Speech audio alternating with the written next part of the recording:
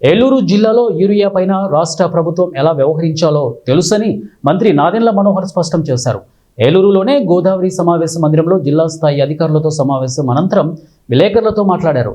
గత ప్రభుత్వంలో రైతులకు ధాన్యం కొనుగోలు చేసే డబ్బులు జమ చేయకుండా వెళ్లిపోయారని వైసీపీపై ధ్వజమెత్తారు. అయితే కూటమి ప్రభుత్వం రైతు ఆదాయం పెంచే విధంగా ప్రణాళికాబద్ధంగా ప్రభుత్వం ముందుకు వెళ్తోందని అన్నారు. పైశాచిక ఆనందం కోసం రైతులను ఇబ్బంది పెట్టాలని రేపు అనగా మంగళవారం వైసీపీ శ్రేణులు ఆర్డీఓ కార్యాలయాలను ముట్టడి చేసే కార్యక్రమం చేపట్టడం దుర్మార్గపు చర్య అని ఎద్దేవా చేశారు. పంట బీమా ఎగ్గొట్టిన దుర్మార్గుడు వైసీపీ అధినేత జగన్మోహన్ రెడ్డి అని విమర్శించారు. ఏలూరు జిల్లా వ్యాప్తంగా 29 చెక్ పోస్టులు పెట్టామని, ఎక్కడా కూడా ఎరువులు పక్కత్రోవ పట్టిస్తే కఠిన చర్యలు తీసుకోమని జిల్లా పోలీస్ యంత్రాంగాన్ని ఆదేశించామని మంత్రి తెలిపారు.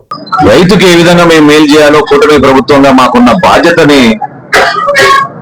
చాలా లోతుగా సమీక్షించుకున్నాం. ఇది ఒక చిన్న ఉదాహరణ.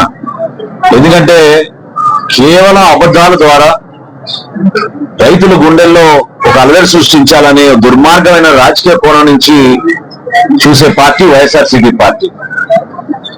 నేను జగన్మోహన్ రెడ్డి గారిని ఈరోజు అడుగుతున్నాను, మా అందరి తరఫున ప్రశ్నించేది ఏంటంటే, నిజంగా మీకు రైతుల పైన ప్రేమ అభిమానం ఉండుంటే ఎందుకు ఎలక్షన్ల ముందు మీరు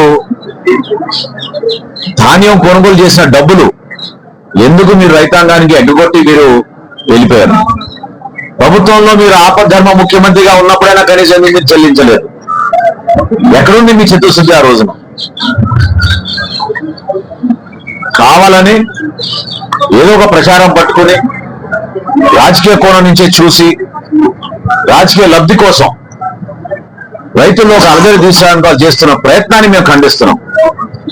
నిజాయితీ ఉంటే వాస్తవాలు తెలుసుకుని జిల్లాలో మేము చేస్తున్న ఈ సమీక్ష కార్యక్రమాల్లో ఏ విధంగా రైతుని ఆదుకోవాలనే దానిపైన మేము మా గౌరవ ముఖ్యమంత్రి గారు చంద్రబాబు నాయుడు గారు, అదేవిధంగా రాష్ట్ర ఉప ముఖ్యమంత్రి గారు పవన్ కళ్యాణ్ గారు తీసుకున్న